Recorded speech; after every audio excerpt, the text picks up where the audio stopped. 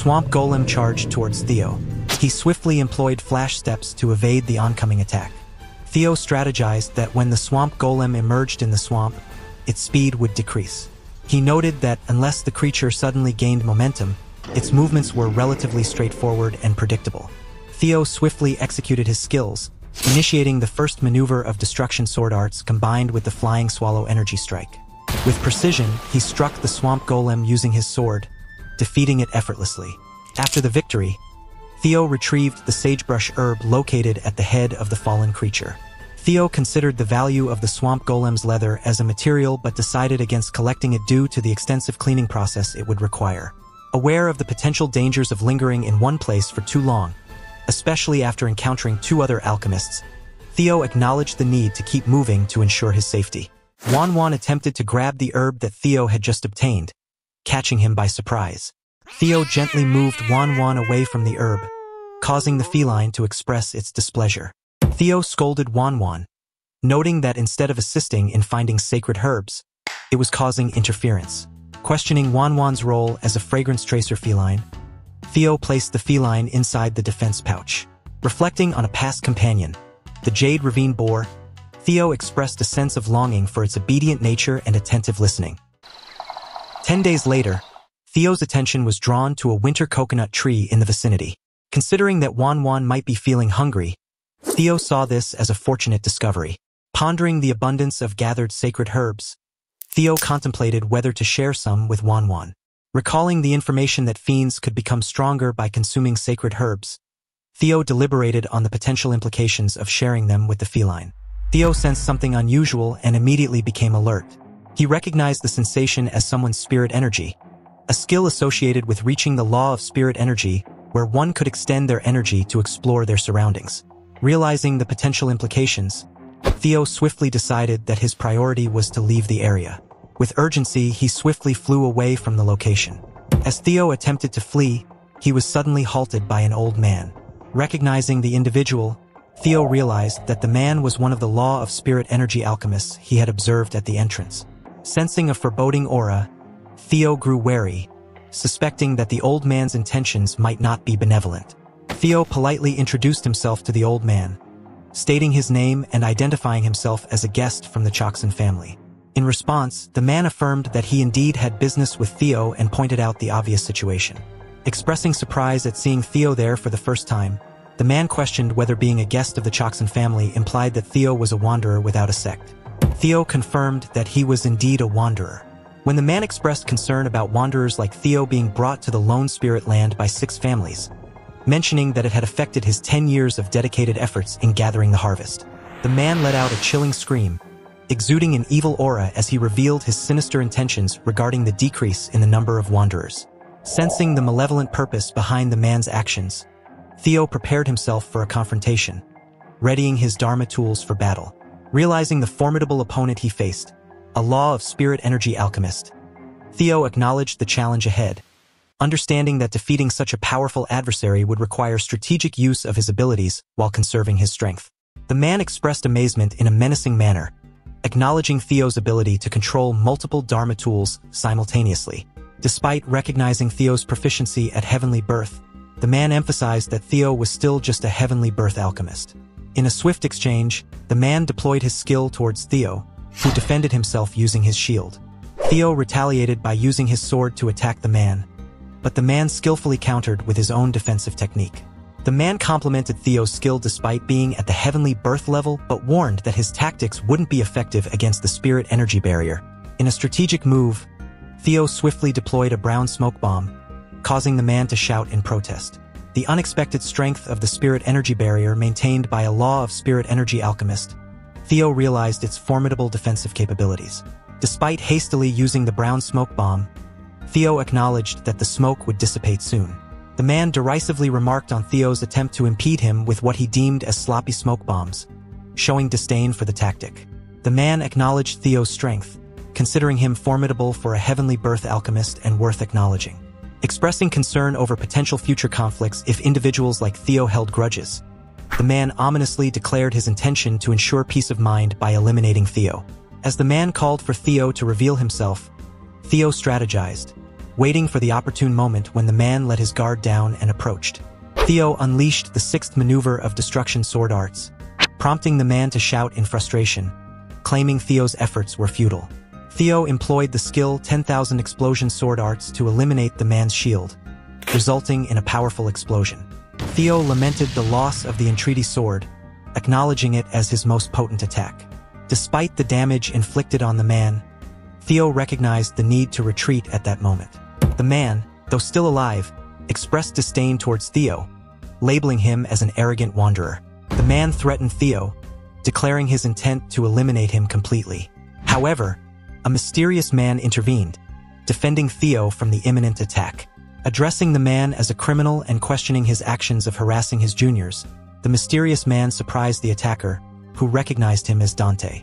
In shock, the man expressed surprise at Dante's unexpected presence and demanded to know why he was still here.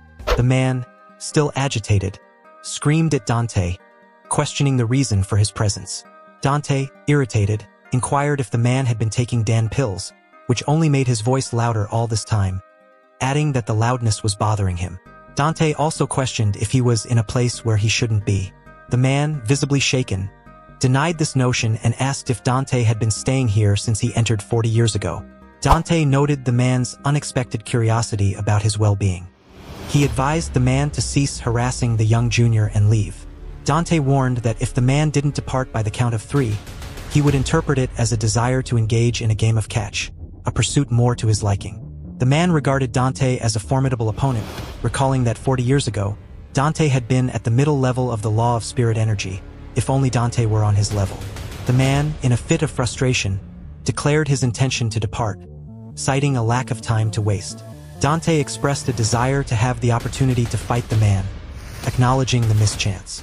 Theo recognized Dante as a powerful individual, likely at least at the middle level of the law of spirit energy.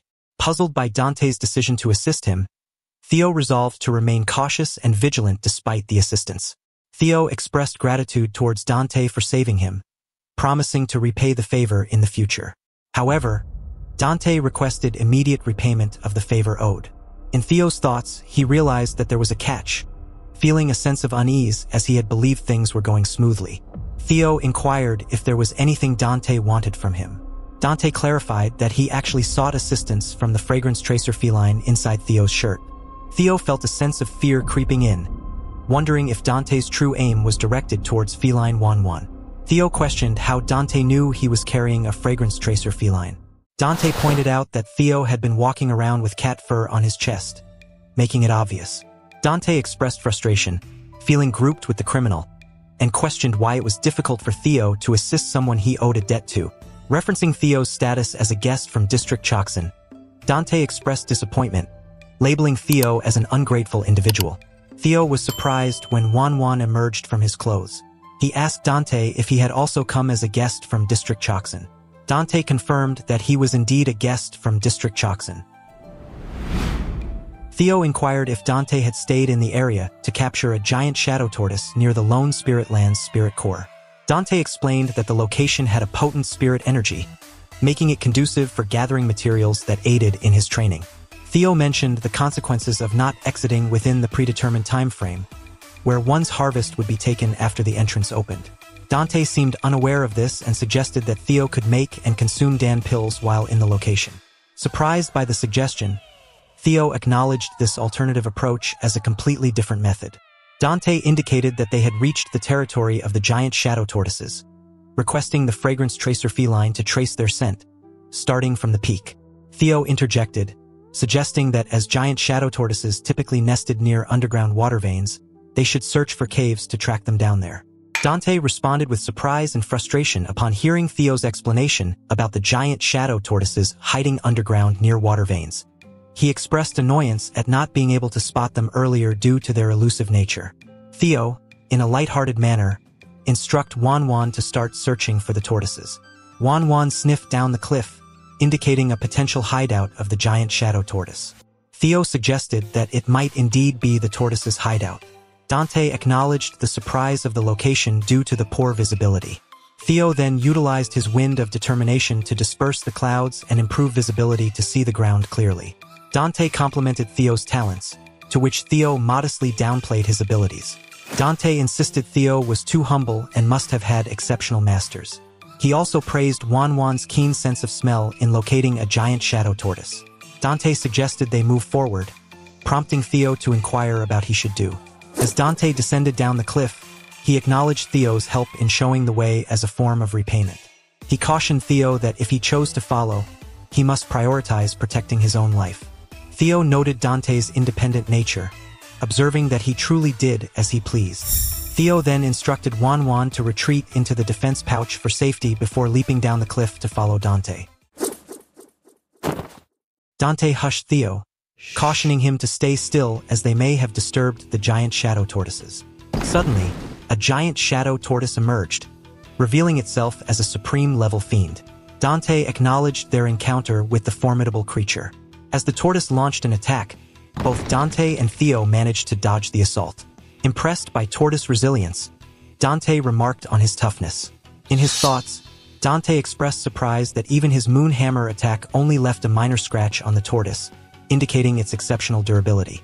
Dante acknowledged the strength of the supreme-level fiend and decided to confront it with a supreme-level Dharma tool. He unleashed the black mirror orb and declared his intention to penetrate the thick shell that the tortoise boasted of. Theo, watching Dante in action, marveled at his immense power, acknowledging that it didn't compare to the criminal he faced earlier. Impressed by the formidable strength displayed, Theo questioned how someone at the middle level of the law of spirit energy could possess such might. Despite Dante's powerful strike against the sturdy giant shadow tortoise, the creature remained alive. Dante humbly admitted that he still had a long journey ahead to defeat the tortoise. Dante expressed disdain at the tortoise's attempt to escape with a mere smokescreen, speculating that it was trying to flee due to feeling threatened. Theo screamed out, disagreeing with Dante's assessment. Surprised by the unfolding events, Dante noticed that the spirit barrier was starting to melt. Theo, recognizing Dante's impressive skills but doubting if his wind abilities could match the situation, decided to assist. Utilizing his wind of determination, Theo attempted to help. However, Dante, feeling the disruption caused by the smoke, warned Theo not to interfere and risk his life in vain. Dante, surprised by Theo's abilities as a middle-class heavenly birth alchemist with wind skills, commended him for his efforts. Acknowledging Theo's success in clearing the troublesome smoke, Dante expressed his intention to handle the remaining task himself. As Theo was hit by the giant shadow tortoise's tail but managed to shield himself, he was still thrown back and collided with the wall from the force of the attack. Concerned, Dante asked Theo if he was alright. Addressing the tortoise, Dante questioned if it now saw Theo as a greater threat. Asserting his strength, Dante declared the tortoise was underestimating him, dismissing it as a mere insignificant monster. With a powerful swing of his skillful sword, Dante defeated the tortoise. Dante inquired about Theo's thoughts on the battle, asking if he found the tortoises to be formidable opponents. Despite his injuries, Theo called out to Dante. Observing Theo's ability to shout, Dante assumed he must be recovering. Meanwhile, Theo checked his body for wounds.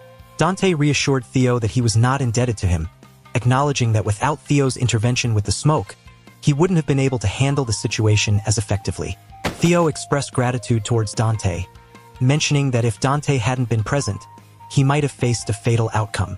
Theo thanked Dante for saving him once again. Dante playfully called Theo a cheesy brat, but then acknowledged their mutual assistance, suggesting there was no need for such sentimentality. Theo inquired about the time that had passed, wondering if it had been over a month. Dante informed him that it had not been more than 2 days since Theo had passed out, emphasizing his good fortune. Theo expressed relief upon hearing this news. Dante noted that the shield Theo had worn inside his clothes was broken, commenting that it seemed to be a valuable Dharma tool despite its condition. Recognizing that it had ultimately saved Theo's life, Dante acknowledged its effectiveness. He then remarked on Theo's unique talents, highlighting his wind skill and the array of Dharma tools he carried as if they were natural extensions of himself. However, Dante found Theo's character to be the most peculiar aspect of all. Dante expressed his appreciation, mentioning that while he was initially speculating, Theo's help had truly been invaluable. Theo reciprocated by stating that if Dante hadn't been able to defeat the giant shadow tortoise, he would have been in grave danger, so it was only natural for him to assist in return. Dante chuckled heartily, finding Theo to be a peculiar and fascinating individual. Despite Theo's discomfort from his wounds, Dante reassured him that they were not severe and offered to provide him with some of his potent Dan pills. Theo, acknowledging the gesture, expressed gratitude to Dante for his kindness. 1 month later, closing day of Lone Spirit Land, Wayne expressed concern about the Wanderers taking a long time to return, speculating that their lack of skill might have led to their demise in Lone Spirit Land, or they could have been killed by someone. Grace mentioned that 11 people, including Theo, had entered, but only 5 had emerged from the Lone Spirit Land. Wayne expressed his hope that everything had proceeded smoothly, while Grace, excitedly pointing out Master Theo's return, welcomed him back. Wayne and Grace both greeted Theo warmly, expressing relief that he had returned safely. Theo reciprocated the sentiment, acknowledging that both Wayne and Grace had also returned safely. Wayne inquired about Theo's experience, asking if he had obtained many valuable items during his time in Lone Spirit Land. Theo responded affirmatively, mentioning his good fortune in harvesting a significant amount. Wayne expressed relief at the successful outcome and suggested the possibility of going together next time. Grace enthusiastically proposed accompanying Master Theo on a fiend-hunting expedition in the future. The man who had previously attacked Theo thought to himself that Theo had been fortunate this time. Meanwhile, Theo recognized the man as the criminal from before and vowed that if they were to encounter each other again, he would not be caught off guard like the last time. Theo, reflecting on his past trials, admitted to himself that luck had played a significant role in his survival. He acknowledged that it wasn't solely his skill that got him through the challenges, especially when narrowly escaping from Gio's cave at the risk of his life. Theo realized that without Dante's intervention, he might have perished at the hands of both the criminal and the giant shadow tortoise. Feeling the weight of his powerlessness, Theo recognized the importance of improving his strength in achieving his goals. Theo revealed that he had crafted 4 pills of damnation using ingredients he had taken from Gio's medicine room. With these pills, he aimed to advance beyond his previous level and surpass any force greater than himself. Determined to overcome the law of spirit energy, Theo resolved to break through to a higher level of power. In response to Juliana's apology for involving him in matters beyond his concern, Theo expressed his plans to prepare himself for a potential attack from Baron, noting that Baron likely knew of his disciple's demise by now. Theo reassured Juliana that he considered himself indebted to her for saving him and promised to stay close by in case of any trouble, emphasizing that she need not worry. Juliana acknowledged his words, expressing her concern for his safety. She admired Theo's warm-hearted nature and hoped for a positive outcome for him. Theo, contemplating his preparations for a potential encounter with a hostile alchemist, decided that his current defenses should be sufficient. Although his entreaty shield was broken, he planned to reinforce it. Additionally, since his entreaty sword was destroyed, he intended to create a new Dharma tool. Grateful for Dante's assistance in gathering materials, Theo believed he had enough resources to craft a more powerful Dharma tool for his protection. Theo focused on extracting Niden from the Tau spirit and utilizing other resources from the tortoise carcass. Recognizing the uniqueness of the individual he referred to, he planned to use his chi to complete the process, acknowledging that it would take some time. Theo concluded that the final step was for him to grow stronger, emphasizing his determination to enhance his abilities. Theo acknowledged the incredible power of a single pill of damnation, realizing the need to fully digest its effects. By mastering the heavenly birth, Theo successfully restored his skills to the level they were at when he was in the Forest of Beasts. Theo realized that there was still a significant amount of energy left from the pill of damnation that he had barely utilized. Understanding the ease with which attained progress could be reversed, he decided to absorb the remaining energy from the pill of damnation all at once. Theo focused all his energy on breaking through the gates of spirit energy, but despite his efforts, it's not budging. Remembering the Master's guidance, he understood that breaking through the gates of spirit energy required specific steps or conditions. Julian playfully punched Theo's head, teasing him for forgetting despite his good memory. Theo addressed Julian as the fourth master. Julian reminded Theo that in order to break through the gates of spirit energy, it was crucial not just to focus on the quantity of spiritual energy but also to distribute it evenly. Leo intervened, suggesting that Theo might be feeling pressured at the moment. Julian, curious about the situation, asked if Theo was in a rush due to being beaten up by someone recently. Julian emphasized the importance of an alchemist finding inner peace, while Grant echoed the sentiment, advising Theo to take a closer look in himself before proceeding with any tasks and expressing confidence in his abilities. Theo reflected on how the masters would have reprimanded him for his forgetfulness. Despite his ability to memorize the chant of black ice, he regretted overlooking such a crucial detail. Theo decided to modify how he utilized the energy from the Pill of Damnation. He planned to enhance sharpness with his metal energy, consolidate power with water energy, amplify strength with wood energy, diffuse power using fire energy, and seamlessly link them all together with his earth energy. Theo recognized the heaviness and dullness of the gate of spirit energy, prompting him to concentrate on the sharpness of metal energy and the condensing capability of water energy. After focusing on these aspects, Theo successfully broke through the gates of spirit energy.